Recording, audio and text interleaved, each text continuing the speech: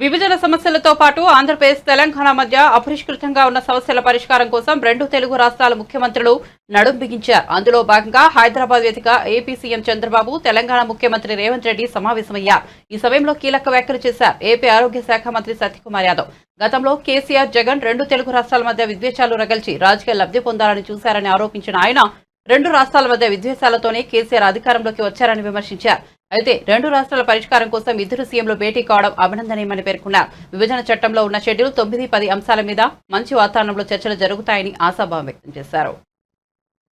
మధ్య ఆస్తుల పంపకాలు, ఉద్యోగస్తుల విషయాల్లో ఉంటున్న సమస్యలు, నీటి పంపకాలు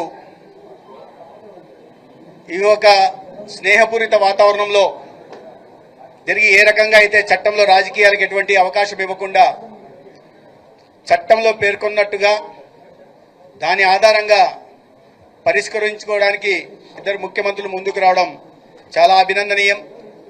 10 సంవత్సరాల క్రితం రాష్ట్రం విభజన జరిగితే రాజకీయ కారణాలతో ఆనాటి కాంగ్రెస్ ప్రభుత్వం చాలా అన్యాయంగా, అశాస్త్రీయంగా రాష్ట్ర విభజన చేసినప్పుడు ఇక్కడ ఎన్డీఏ ప్రభుత్వం వచ్చినప్పటికీ విభజన తర్వాత అక్కడ కేసీఆర్ గారి ప్రభుత్వం రావడం, ఆ కేసీఆర్ గారి ప్రభుత్వం వచ్చిన తర్వాత రాజకీయ అంశాలతో, ఎందుకంటే ఆయన అధికారంలోకి రావడమే రెండు ప్రాంతాల మధ్య వైషమ్యాలు పెంచి రావడం కారణంగా ఈ సమస్యల పరిష్కారం కోసం ఆయన ఎక్కడ కూడా ఏనాడు కూడా దృష్టి పెట్టాల.